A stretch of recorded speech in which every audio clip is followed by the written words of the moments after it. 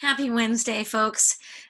This is the last video of the week for the writing project, and I'm here to tell you about a couple of things that I think will be somewhat necessary in order for you to actually consider yourself published.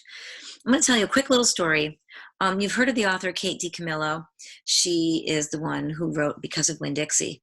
And Kate DiCamillo, I've told my class this, and I've told a couple of people this story. It was told to me that she, and it's actually true, you can look it up online, that she actually puts her drafts on display in boxes in certain places like libraries or whatnot, where people can actually go and read them.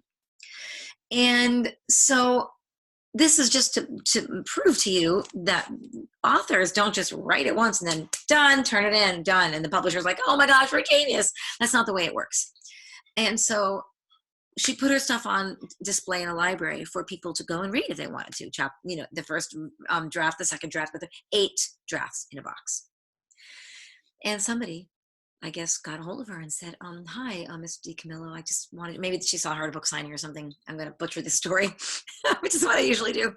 But she approached her somewhere and said, I just want you to know that I saw your first draft of Because of Winn-Dixie on display in the library. And you know what? I gotta say, it was pretty bad. And Kate DiCamillo, like, maybe she was like a little bit crushed, and she was also like, oh God, what did I do? And she goes, no, listen, this is great, because it made me realize that if you could do that and then it ends up like that masterpiece, well, then so can I.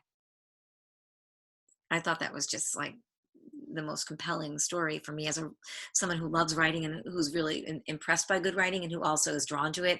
I just think that you're never done. You can know that most good authors will go back and read their work and go, it's already published. They can't change it now that it's published, but they'll be like, oh gosh, if I could change that, I would. I think it was 15 different times that J.K. Rowling rewrote and rewrote and rewrote Harry Potter. All right, I'm going to share my screen with you because I want you to see. There's a couple of things I'd like for you to do. All right, these are kind of important. And so let's just go for this. All right, so the first thing you're going to do when you're in your final stage before you turn it in is you're going to read it out loud. Now you're like, I already read it out loud. No, you didn't. Because now you're going to read it out loud for some very specific things. You're going to read it out loud by asking yourself, does this make sense? Sometimes, believe it or not, we leave out words when we read it back later on or the next day. That's when we see it. And we're like, oh my God, I didn't even see that. So I want to show you what I mean.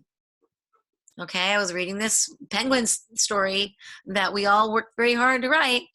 And oh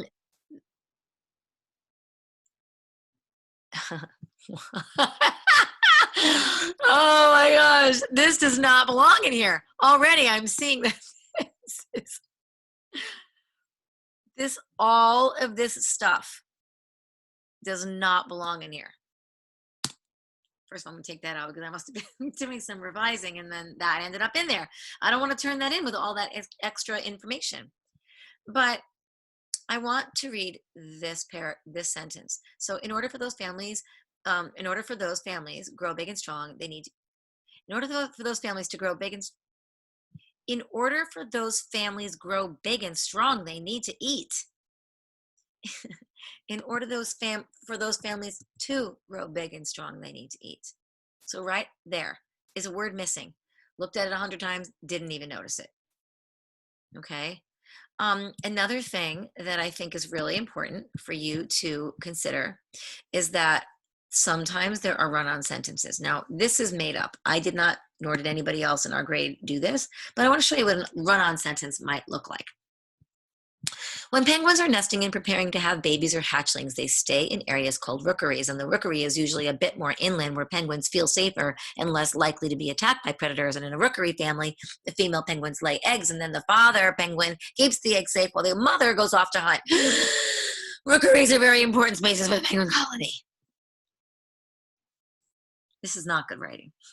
So when penguins are nesting and preparing to have babies or hatchlings, they stay in areas called rookeries. Period. Capital. The rookery is usually a bit more inland where penguins feel safer and less likely to be attacked by predators. Period. See how great I am at typing. In, here we go. Oh, it's on caps lock, sorry.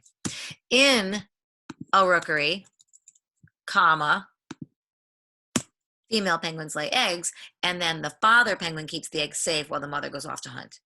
Now it's not run-on sentences, okay?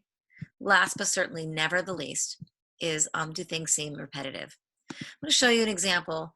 I doctored this up so that you can see it, but I want you to know that something was turned into me this week with something very much like this, all right? This is a little part about funny foods. So I'm just going to read. It's interesting that penguins live in places, yada, yada, yada. But actually, penguins are carnivores. They're meat eaters, and they get their food from the sea. That part makes sense because they live in, near, and around the water. So you can find them eating slimy foods like krill and fish and squid. Also, they have very flexible body parts, so they just swallow their food whole. Also, believe it or not, some types of penguins can swallow their prey whole. Prey means that animals hunt even if it's almost as big as itself. Also, the penguins find a way to slip the slimy fish down.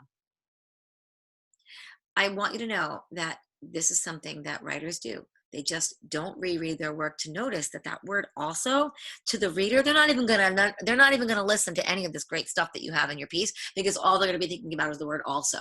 I'm telling you, because a good reader is gonna be like, also, also, also, stop saying also. So you can find them eating slimy foods like fish cream. Okay, let's just take the word also out because it doesn't make sense there. They have very flexible body parts, and so they just swallow their food whole. Let's just make it, believe it or not. Believe it or not, sometimes the penguins can swallow their prey whole. Prey means that animals hunt for food, even if it's almost as big as itself. Then the penguins find a way to get the slimy fish down. Then the penguins find a way to get the slimy fish down. Okay? So those three things, personally, I think that before you even turn it in, you should have someone else read it. Maybe another person in your family will see things differently than the way you see things. They might even also say to you, well, it was really good, but I kind of want to hear more about that rookery. Could you say something else about it? And you're like, I don't want to say anything else about it. I'm done. But your reader wants you to, because your reader is looking for something very specific, and maybe you didn't tell them what they wanted to know. All right. So just be mindful that as a writer, you could really never be completely done. There's always something else that you do to make it better and put some fine-tuning finishing touches on it. Okay. I'm going to fine tune and put some finishing touches on my video by ending it right now. I hope you have a beautiful rest of your Wellness Wednesday. Bye-bye.